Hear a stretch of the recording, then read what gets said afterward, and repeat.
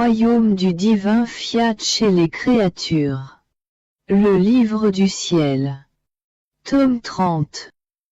Et c'est avec raison qu'elle dit cela, parce que sans ma volonté comme vie première, elle a perdu la vie et la capacité de pouvoir placer mes dons, de comprendre notre céleste langage, et elle se rend étrangère à nos plus belles surprises. En ne faisant pas notre volonté, la créature perd la vie divine, les actes les plus beaux, plus intéressants et plus nécessaires que sa création et que la façon dont elle fut créée par Dieu. En se retirant de notre fiat, l'homme s'est désorganisé de telle sorte que chacun de ses pas hésitait parce qu'il rejetait l'acte vital de sa vie, qu'il se détachait de l'acte stable et permanent qui devait vivre avec lui comme en une seule vie, c'est-à-dire notre divine volonté. De telle sorte que nous nous sentons immobilisés par l'homme. Parce que nous voulons donner et nous ne le pouvons pas. Nous voulons parler et il ne nous écoute pas. C'est comme si de loin nous faisions entendre notre douloureuse lamentation en lui disant : ô homme, arrête, rappelle en toi cette volonté que tu as rejetée. Peu lui importe tes mots. Elle est prête à prendre possession de toi et à former en toi son royaume, un royaume de règne, de paix, de bonheur, de gloire, de victoire pour moi et pour toi. Oh, cesse de vouloir être esclavé, de vivre dans le labyrinthe de tes maux et de tes misères. Car ce n'est pas pour cela que je t'ai créé, mais pour être roi de toi-même et de toutes choses. Par conséquent, appelle ma volonté comme vie. Elle te fera connaître ta noblesse et les hauteurs de la place où Dieu t'avait mis. Oh, comme tu en seras content, et comme tu contenteras ton Créateur. Après quoi il ajouta : ma fille, la créature qui entre dans ma divine volonté sent alors la vraie vie en elle-même. Parce que c'est dans ma volonté qu'elle voit avec clarté son néant, et combien ce rien n'a besoin du tout qu'il a tiré du rien afin qu'elle vive. Et lorsqu'elle se reconnaît, le tout la remplit de lui-même. Ce rien ressent alors la vraie vie. Et la créature trouve en lui le contact immédiat de sainteté, de bonté, de puissance, d'amour et de sagesse divine. Elle reconnaît en elle-même la puissance de l'œuvre créatrice, sa vie palpitante et le besoin extrême de cette vie divine, sans laquelle il lui semble ne pas avoir de vie en elle. C'est uniquement ma volonté qui fait reconnaître à la créature son vrai néant. Et ma volonté continue à souffler sur ce néant, pour y maintenant toujours vivante la vie divine qui s'y est enflammée afin de la faire grandir comme une œuvre digne de nos mains créatrices. Par contre, sans notre volonté, la créature sent qu'elle pourrait être quelque chose. Et le tout reste à l'extérieur de ce rien. Après quoi j'ai suivi mes actes dans la divine volonté. Mon pauvre esprit était perdu dans la multiplicité de ses œuvres, qui couraient à la recherche de la créature pour l'embrasser et l'entourer afin de la défendre, de lui offrir son aide, de la féliciter et de lui faire entendre ses complaintes amoureuses, ses notes douloureuses dans les profondeurs de son cœur. En tout ce que fait le divin fiat, il cherche la créature et il veut la trouver et l'aimer. Alors que la créature ne le recherche pas, ne l'entoure pas et ne lui fait pas entendre ses notes amoureuses ni ses douces complaintes, disant qu'elle veut celui qui l'aime tant et qu'elle devrait aimer. Je me perdais dans ces œuvres divines. Alors mon doux Jésus reprit la parole.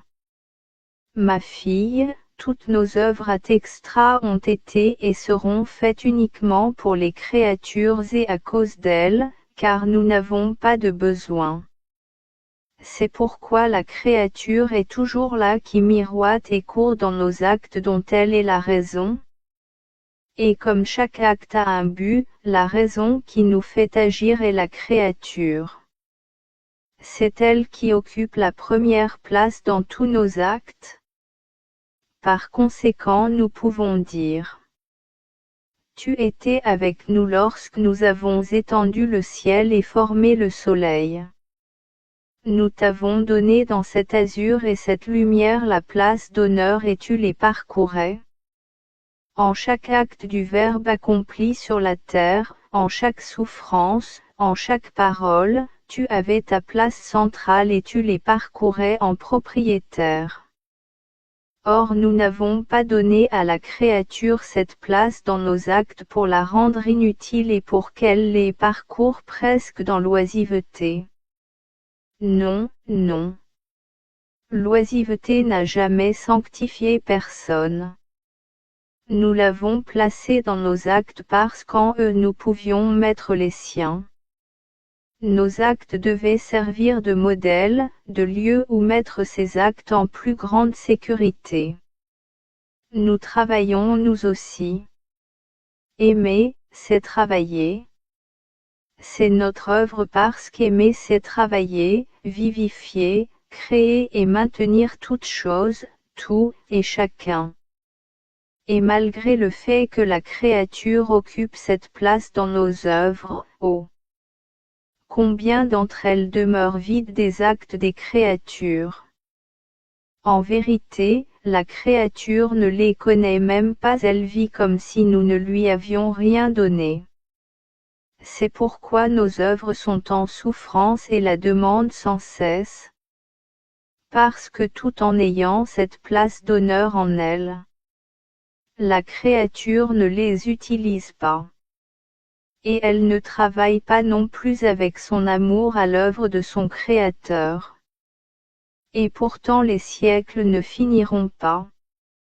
Parce que nos œuvres n'ont pas réalisé le dessein pour lequel elles ont été faites, qui est d'avoir les créatures à l'œuvre en leur centre.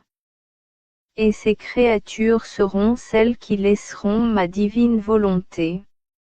Je reviens toujours au fiat suprême. Je sens en moi le doux enchantement de sa lumière, de sa paix et de son bonheur. Oh! Comme je voudrais que le monde entier connaisse un tel bien afin que tous prient pour la venue de son royaume sur la terre. En pensant cela je me disais: la vie dans le divin vouloir est un don que Jésus veut faire aux générations humaines. Et Jésus désire si ardemment que cette divine volonté soit connue pour qu'elle règne. Pourquoi ne se hâte-t-il pas de nous faire ce don?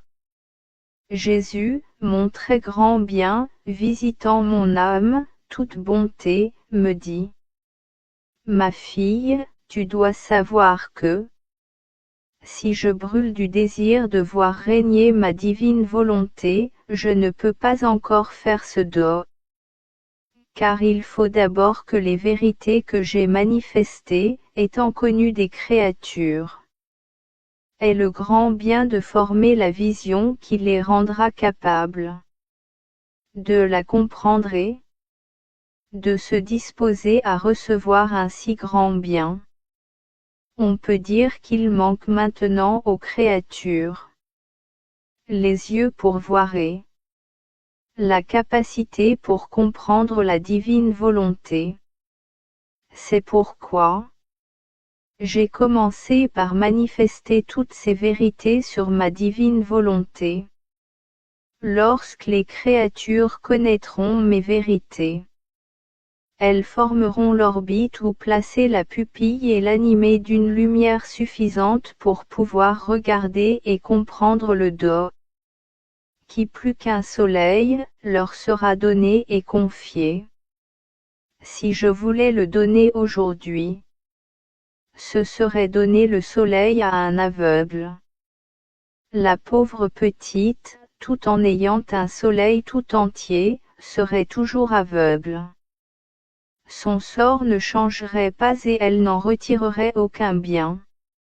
Elle aurait plutôt la souffrance d'avoir reçu un soleil sans même pouvoir le voir ou en recevoir les effets bienfaisants.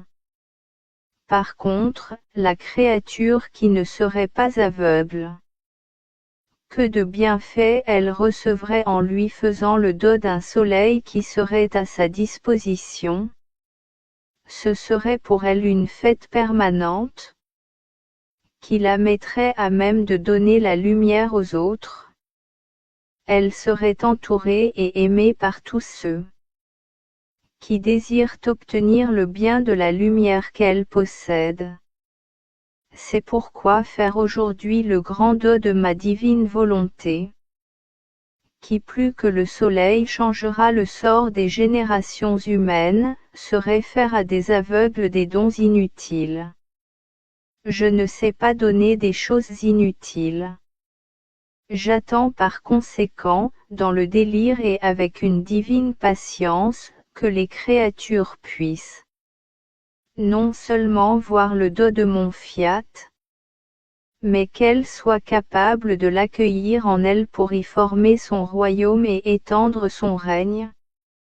Patience, par conséquent, et les choses se feront en temps voulu et conformément à notre souveraineté. Notre être suprême agit comme un père qui voudrait faire un grand do à son petit enfant. Le père appelle l'enfant et lui laisse voir le do en lui disant: ce do est préparé pour toi et il est déjà tien, mais il ne le lui donne pas. L'enfant, émerveillé et ravi à la vue de ce do que le père veut lui faire, reste près du père en le priant de le lui donner. Et incapable de s'en éloigner, il prie et prie encore en disant qu'il veut avoir ce do. Pendant ce temps, le père qui voit son enfant près de lui en profite pour l'instruire et lui faire comprendre la nature de ce do, le bien et le bonheur qu'il en retirera. L'enfant acquiert de la maturité grâce aux manifestations du Père. Il devient capable non seulement de recevoir le do, mais de comprendre tout ce que le do qu'il doit recevoir renferme de bien et de grandeur. Il presse alors de plus en plus le Père, il prie et prie encore. Il languit après ce do jusqu'à en pleurer et ne plus pouvoir vivre sans ce do. On peut dire qu'il a formé en lui-même, par ses prières et ses soupirs, et en acquérant les connaissances sur le do que son Père lui a préparé, la vie et l'espace où recevoir le do tel un dépôt sacré. Ce retard du Père pour accorder le do à son enfant a eu l'effet d'un plus grand amour. Il brûlait du désir de faire ce do à son enfant. Mais il voulait qu'il soit capable de comprendre le do qu'il recevait. Dès qu'il a vu en lui la maturité nécessaire pour recevoir un tel bien, il le lui a immédiatement accordé. C'est ainsi que nous agissons. Plus qu'un père, nous aspirons à faire le grand do de notre volonté à nos enfants. Mais nous voulons qu'ils sachent ce qu'ils vont recevoir. Les connaissances sur notre volonté font grandir nos enfants et les rendent capables de recevoir un si grand do, toutes les manifestations que j'ai faites seront véritablement les yeux de l'âme, qui lui permettront de voir et de comprendre ce que notre paternelle bonté veut donner aux créatures depuis tant de siècles. Plus encore du fait que les connaissances que j'ai manifestées sur ma divine volonté, étant connues par les créatures, jetteront en elles la semence qui fait germer l'amour de progéniture envers le Père céleste. Elles sentiront notre paternité. Si le Père céleste veut qu'elles fassent sa volonté, c'est parce qu'il les aime et veut les aimer comme ses enfants afin qu'elles puissent participer à ses biens divins.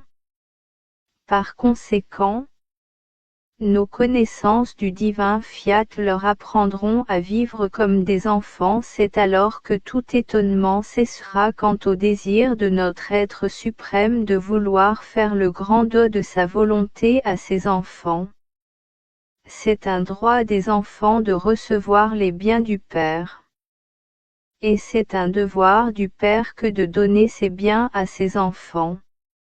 La créature qui veut vivre comme une étrangère ne mérite pas les biens du Père.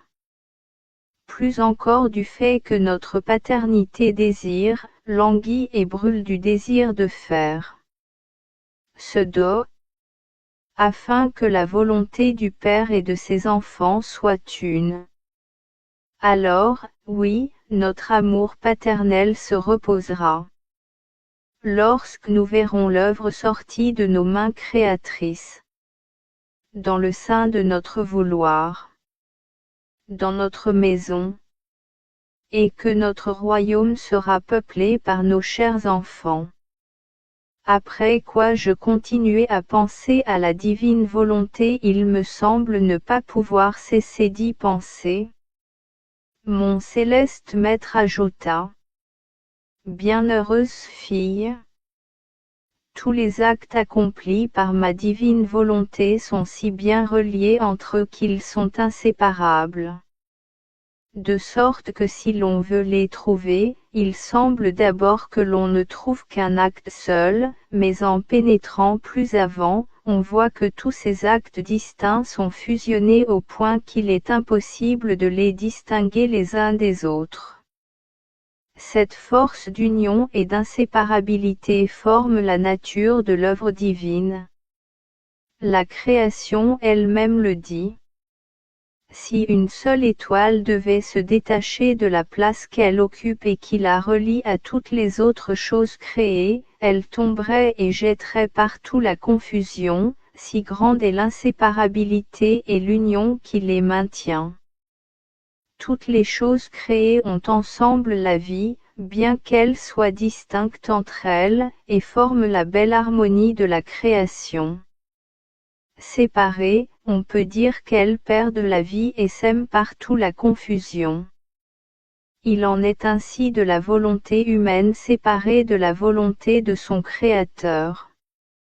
Non seulement elle tombe, mais elle sème partout la confusion. Faut-il s'en étonner, elle dérangerait si elle le pouvait l'ordre même de son Créateur. La volonté humaine créée par nous et séparée de la nôtre serait comme une étoile détachée de sa place, où elle possédait la force divine, l'union d'un accord et de tous les biens avec son Créateur. En se détachant, elle perd la force, l'union et les biens nécessaires à la vie.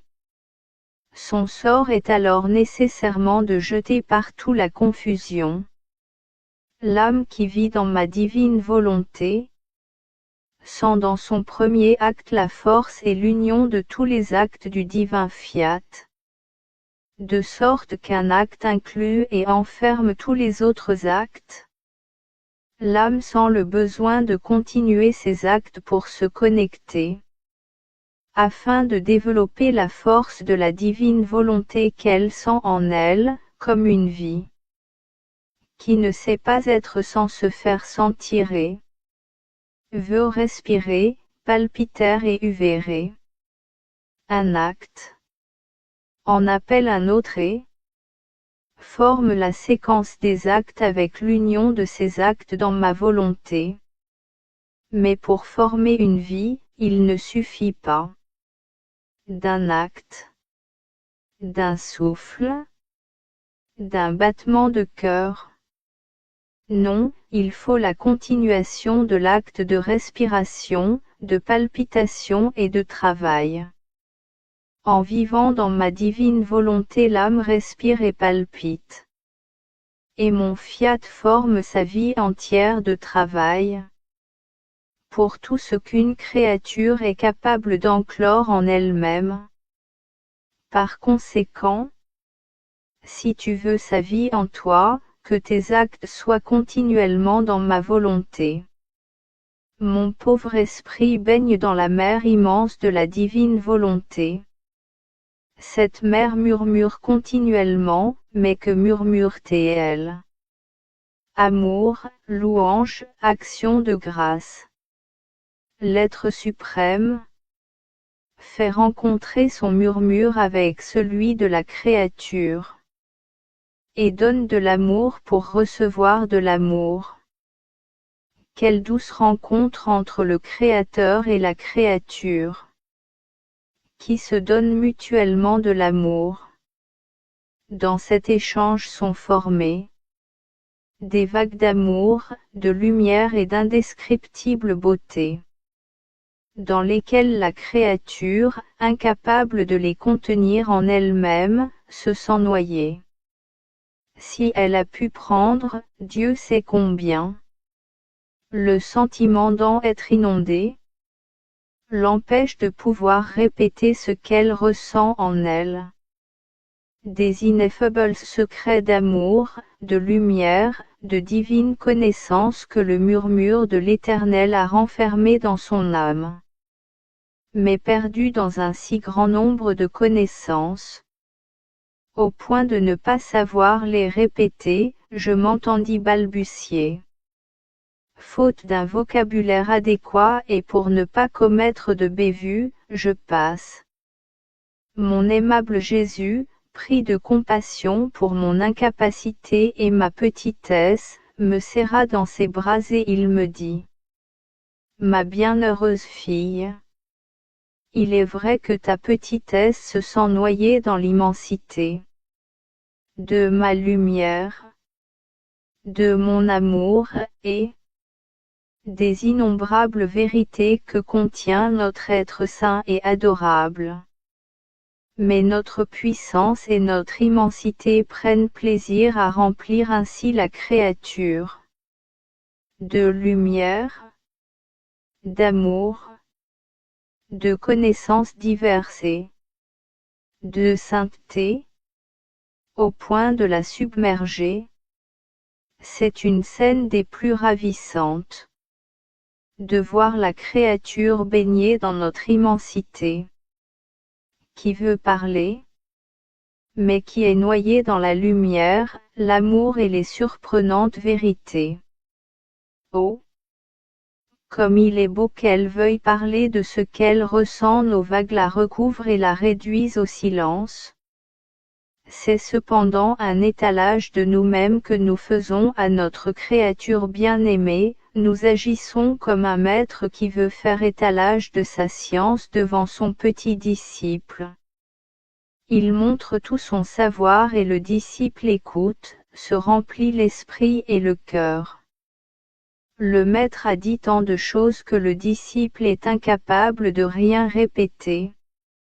Mais cela sert cependant à lui faire apprécier et aimer le maître, et à espérer atteindre les hauteurs de sa science.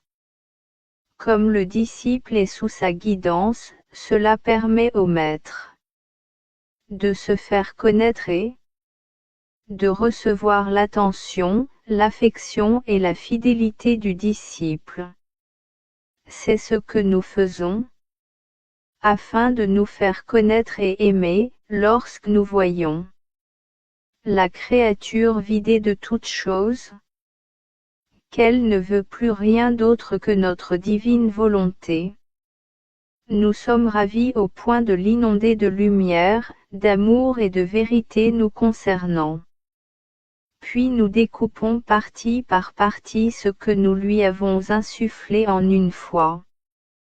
Et nous prenons plaisir à nous adapter à ces petites capacités. Tu dois savoir que la créature qui vit dans la divine volonté va réacquérir, parmi d'autres prérogatives, le do de science infuse. Un do, qui sera pour elle un guide afin de connaître notre être divin, qui facilitera l'exercice du royaume de la divine volonté dans son âme. Ce do sera pour elle un guide dans l'ordre des choses naturelles, il sera la main qui la guidera en toutes choses. Il lui fera connaître la vie palpitante du divin vouloir dans toutes les choses créées et le bien qu'il lui apportera continuellement. Ce do a été donné à Adam au commencement de sa création, il possédait avec notre divine volonté le do de science infuse, de telle sorte qu'il connaissait avec clarté, non seulement nos divines vérités, mais aussi toutes les vertus bénéfiques que possédaient toutes les choses créées pour le bien de la créature, des plus grandes jusqu'aux plus petits brins d'herbe. Lorsqu'il rejeta notre divine volonté, notre fiat retira sa vie et le do qu'Adam avait reçu. Il est resté depuis dans l'obscurité, sans la pure et véritable lumière de la connaissance de toutes choses. C'est pourquoi, avec le retour de la vie de ma volonté dans la créature, le do de science infuse lui sera rendu. Ce do est inséparable de ma divine volonté comme la lumière est inséparable de la chaleur. Où règne ma volonté, elle forme dans les profondeurs de l'âme, l'œil rempli de lumière.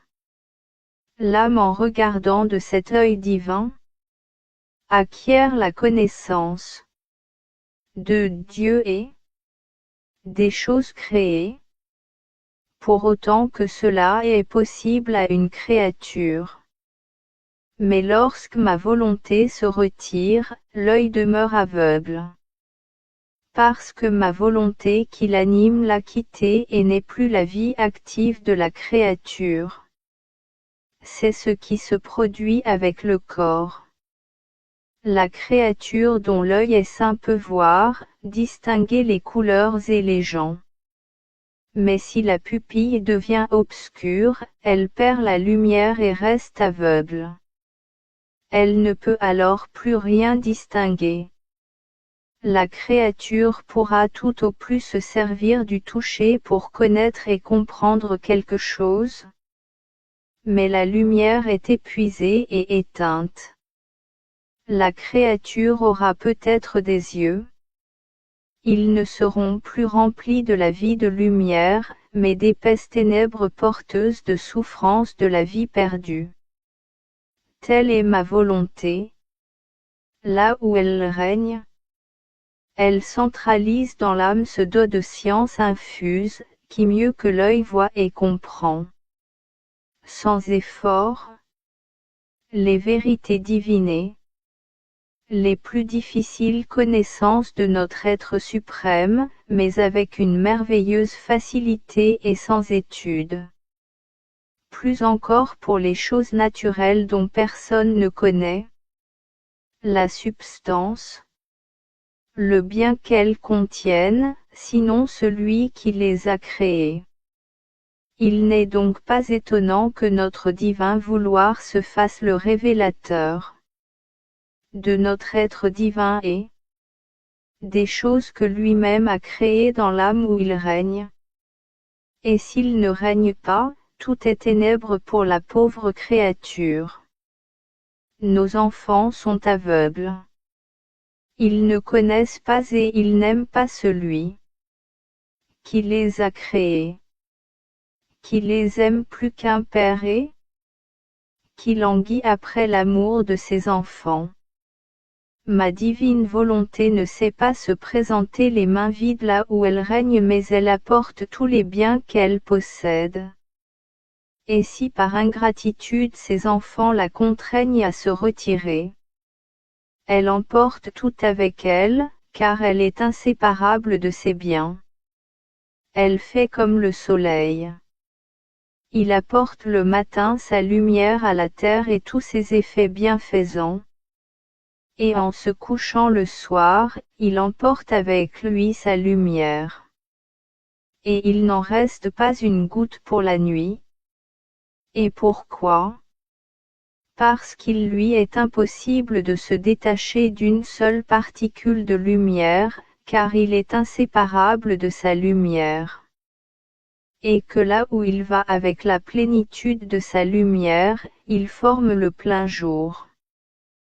Par conséquent, sois attentive. Parce que là où règne ma volonté, elle veut faire de grandes choses. Elle veut tout donner. Incapable de s'adapter à faire de petites choses, elle veut former le grand jour et faire étalage de ses dons et de sa magnificence. Mon petit esprit continue à traverser la mer du divin fiat. Il me semble qu'il occupe la première place et règne sur toute chose, comme aussi sur l'être suprême. Il dit, c'est en vain que vous cherchez à m'échapper. En toute chose il peut dire, je suis ici. Je suis, et je suis ici pour vous donner la vie. Je suis l'insurmontable. Personne ne peut me dépasser, ni en amour, ni en lumière, ni dans mon immensité, où je forme pour moi autant de vie que je veux donner aux créatures. Ô puissance du divin vouloir! Dans ton immensité tu recherches les actes des créatures pour former tes vies en chacun d'eux. Elles ne les reçoivent pas ou les rejettent. Et cette vie demeure étouffée en toi, dans ton immensité. Et toi, sans jamais te lasser, et avec un amour capable de tout conquérir, tu continues tes recherches des actes humains, pour leur donner ta vie et pour y entrer à chaque instant. Mais mon esprit se perdait dans la mer du fiat. Alors, mon céleste maître, visitant sa petite fille, me dit, bienheureuse fille de mon vouloir. Chaque acte accompli dans ma volonté est un pas que fait la créature pour se rapprocher de Dieu et Dieu fait à son tour un pas vers elle. Nous pouvons dire que le Créateur et la créature sont toujours en marche l'un vers l'autre, sans s'arrêter. Ma volonté descend dans l'acte de la créature pour y former son pas de vie divine. Elle monte dans le fiat, dans les divines régions, pour se faire conquérante. De lumière, d'amour, de sainteté et de connaissance divine. De sorte que chaque acte, parole, souffle, pulsation dans ma volonté est un pas de vie divine que fait la créature. Et mon fiat soupire après ces actes, pour en faire son champ d'action et pour y former autant de vie divine dans la créature. Tel était le dessein de la création. Former notre vie dans la créature. Avoir en elle notre champ d'action divine. C'est pourquoi nous aimons tant qu'elle fasse notre volonté, afin de mettre en sûreté notre vie en elle et non pas en nous. Parce nous n'avons besoin de personne et nous nous suffisons à nous-mêmes. C'était le grand prodige que nous voulions et que nous voulons accomplir en vertu de notre volonté. Former notre vie dans la vie de la créature. Par conséquent, si nous ne le faisions pas, la création resterait, sans son dessein premier, un empêchement à notre amour, une continuelle amertume à regarder. Alors, nous voyons en elle une œuvre si grande et d'une telle magnificence non réalisée, et notre dessein manqué. Et s'il n'y avait pas en nous la certitude que notre volonté pourrait avoir son règne dans la créature, pour former notre vie en elle, notre amour brûlerait toute la création et la réduirait à rien. Et si notre volonté supporte tant de choses, c'est parce que nous voyons notre dessein réalisé au-delà du temps. Mais lorsque la créature fait sa volonté, elle fait des pas en arrière et elle s'éloigne de son Créateur. Et Dieu fait des pas en arrière et forme entre les deux une distance infinie. Tu vois par conséquent la nécessité de persévérer de façon continuelle, de travailler dans ma divine volonté afin de réduire la distance créée par la volonté humaine entre Dieu et la créature. Et ne crois pas qu'il s'agisse d'une distance personnelle. Je suis en toutes choses, en tout, au ciel et sur la terre. La distance que forme la volonté humaine sans ma volonté est une distance de sainteté, de beauté, de bonté, de puissance, d'amour, qui sont des distances infinies. Seul mon vouloir à l'œuvre dans la créature peut réunir, rejoindre et rendre inséparables l'un de l'autre, mon vouloir et la créature. C'est ce qui s'est passé dans la rédemption. Chaque manifestation faite par nous concernant la descente du Verbe sur la terre était autant de pas que nous avons fait vers l'humanité qui priait et l'attendait.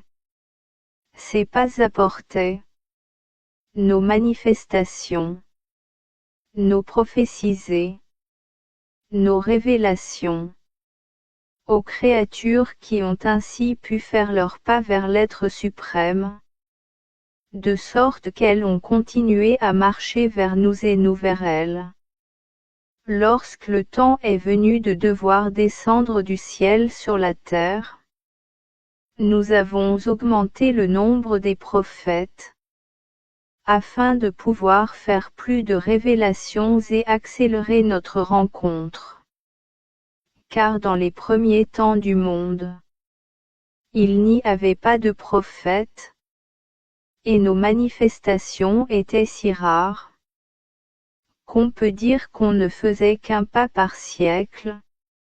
La lenteur de ces pas avait pour effet de refroidir la ferveur les créatures, qui étaient presque toutes prêtes à dire que ma descente sur terre était une chose absurde, et non une réalité. Tout comme on le dit aujourd'hui du royaume de ma volonté, une façon de parler, et une chose presque impossible à réaliser. C'est pourquoi avec les prophètes venus après Moïse, presque dans les derniers temps avant ma descente sur la terre, la marche des deux côtés a été accélérée par nos manifestations. Puis est venue la souveraine Dame du ciel qui non seulement marchait, mais courait, pour hâter la rencontre avec son Créateur, pour le faire descendre et accomplir la rédemption.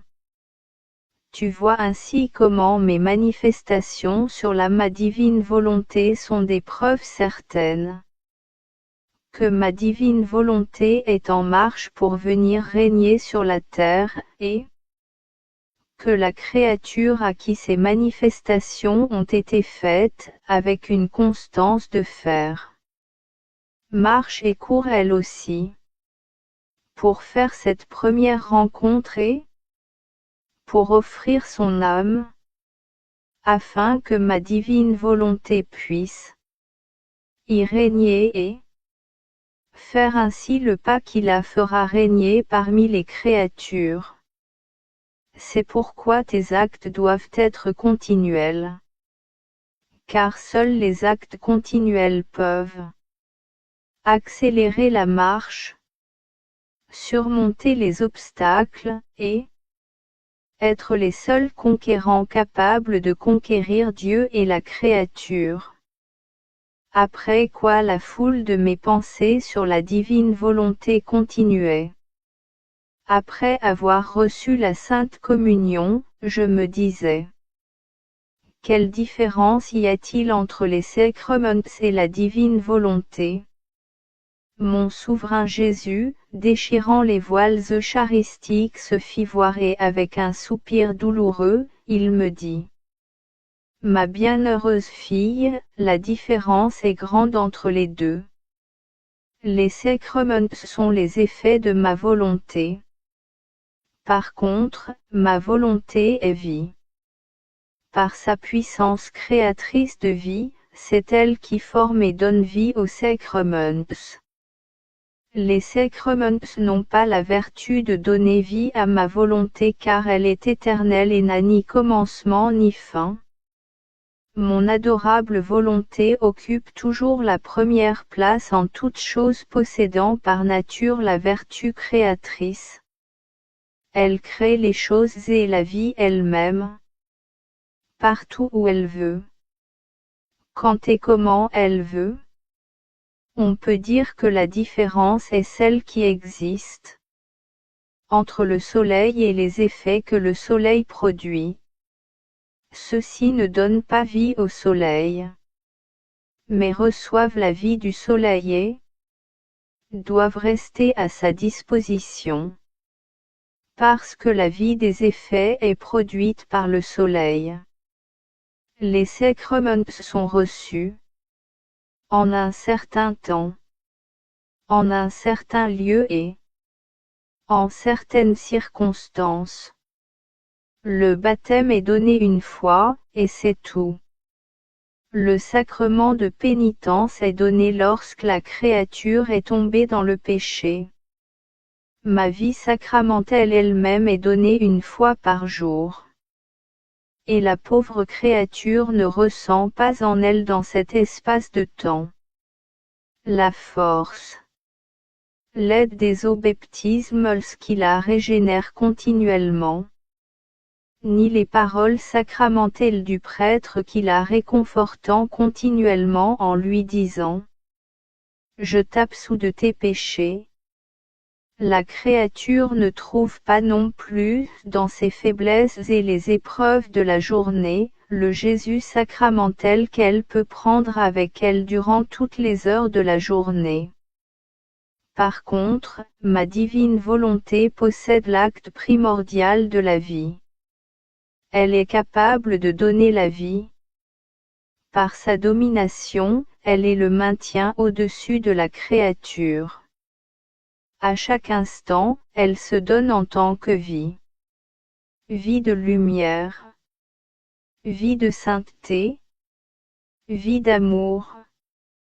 Vie de fermeté, force d'âme. Bref, elle est vie. Les temps, les circonstances, les lieux et les heures n'existent pas pour elle. Il n'y a ni restriction ni loi. D'autant plus qu'il s'agit de donner la vie. Et la vie est formée par des actes continuels et pas par des actes de temps en temps. Dans la fougue de son amour, la créature est sous son empire continuel et elle reçoit un baptême continuel, une absolution jamais interrompue et une communion de chaque instant. Plus encore, notre volonté fut donnée à l'homme au commencement de sa création comme vie éternelle vivant en lui. De cette substance, du fruit de la création, notre volonté allait former notre vie dans la créature. À travers cette vie, nous avons tout donné. Et l'homme pouvait trouver en elle tout ce dont il avait besoin. Tout était à sa disposition. Aide, force d'âme, sainteté, lumière. Tout était mis en son pouvoir. Et ma volonté prit l'engagement de lui donner tout ce qu'il voulait, à condition qu'il la laisse le dominer et habiter dans son âme. Lorsque l'homme fut créé, les sacrements n'étaient pas nécessaires. Parce qu'il posséda ma volonté, l'origine et la vie de tous les biens. Il n'avait aucune raison d'exister, en tant que aide, moyen de guérison et de pardon. Mais lorsque l'homme rejeta notre volonté, il se retrouva alors sans vie divine et donc sans vertu nourrissante, sans l'acte continuel qui renouvelait et faisait grandir sa vie. S'il n'est pas mort entièrement, c'est par les effets que ma divine volonté lui donna. Selon ses dispositions, les circonstances et les temps. Voyant que l'homme se dégradait de plus en plus. Pour le soutenir et l'aider, notre paternelle bonté instaura la loi étant que norme de sa vie. Lors de la création, il n'avait que ma volonté divine, qui, en même temps que notre vie continue, lui apporta en nature, notre loi divine. Nous n'avions besoin ni de lui dire quoi que ce soit, ni de le commander. Car il la ressentait en lui-même comme sa propre vie. D'autant plus que là où règne ma volonté, il n'y a pas de loi ni de commandement. Les lois sont pour les serviteurs, pour les rebelles, pas pour nos enfants. C'est l'amour qui entretient les rapports entre nous et ceux qui vivent dans notre vouloir. Malgré les lois, l'homme ne changea pas. L'homme était l'idéal de notre création et pour lui seul tout a été créé. Alors je choisis de venir moi-même sur la terre au milieu d'eux, pour leur apporter des appuis plus valables, des remèdes plus salutaires, des moyens plus sûrs et des secours plus puissants.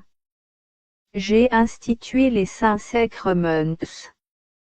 Ceux-ci agissent selon les temps et les circonstances, et selon les dispositions des créatures, en temps su et faits et œuvres de ma divine volonté. Mais si l'âme ne laisse pas entrer ma divine volonté en elle comme vie, elle gardera toujours ses misères, une vie brisée. Elle sera à la merci de ses passions vivantes. Sa sainteté et son salut lui-même seront toujours chancelants.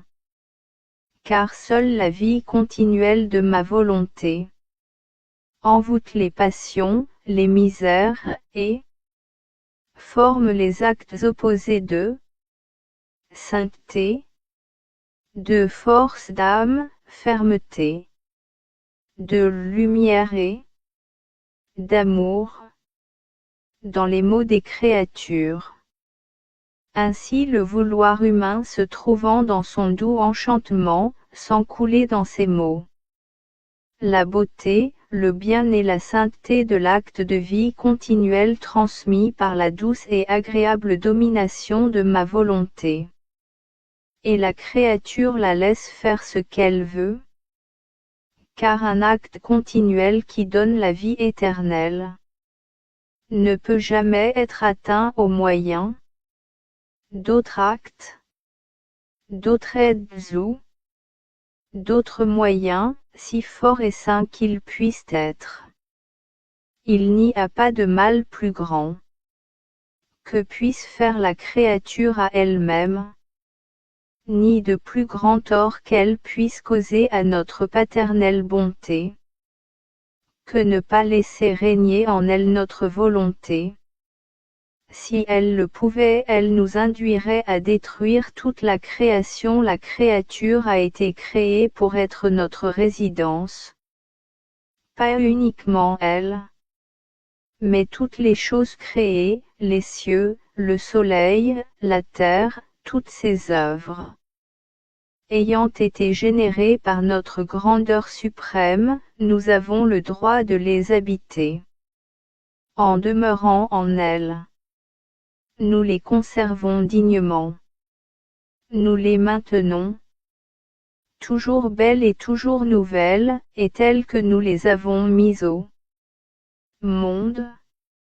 Or la créature, qui ne fait pas notre volonté, nous met en dehors de notre résidence. Il en est alors comme d'un riche seigneur qui veut construire un grand et magnifique palais. Lorsque le palais est construit, il veut y demeurer. Mais il lui ferme la porte au nez et lui jette des pierres si bien qu'il ne peut y mettre les pieds et qu'il ne peut pas demeurer dans la résidence qu'il a construite. Cette résidence ne mériterait-elle pas d'être détruite par celui qui l'a construite? Mais il ne le fait pas parce qu'il aime son œuvre. Il attend et attend encore, car il sait qu'il peut vaincre par l'amour et que sa résidence lui ouvrira d'elle-même les portes pour le laisser entrer et lui donner la liberté de vivre en elle. C'est dans ces conditions que nous place la créature en ne laissant pas notre volonté régner dans son âme. Elle nous ferme les portes en plein visage et elle nous jette les pierres de ses fautes.